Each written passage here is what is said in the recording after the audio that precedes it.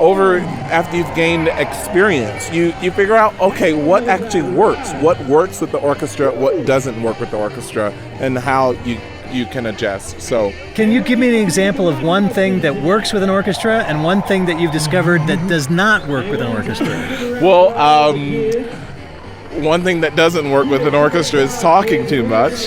With a professional orchestra, it's always best to show with your hands as much of the music as possible because of the limited rehearsal time.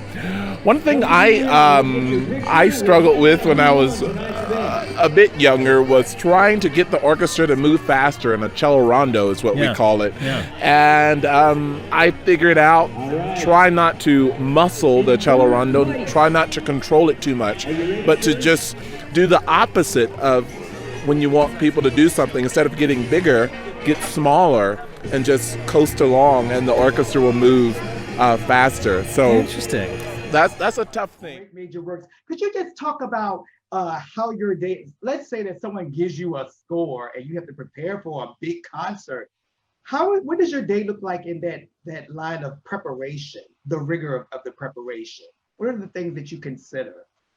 Well, that certainly differs for every conductor, and especially the piece. Is it a piece I'm familiar with? Is it a piece that I've studied before? Have I been living with it for a while, or have I been doing other music by that composer?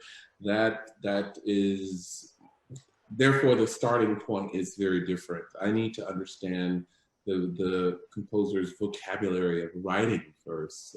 So if I'm doing Tchaikovsky, I need to understand the individual as best I can, and their what drives them as a composer, which is the Russian style in which Tchaikovsky wrote in is very different than the style Brahms or the method Brahms used to construct a symphony by his insane knowledge of the Renaissance period, the Baroque period, and counterpoint and so forth. So understanding and pulling together that information, helping to inform my interpretation of the music. But I try not to make decisions too soon.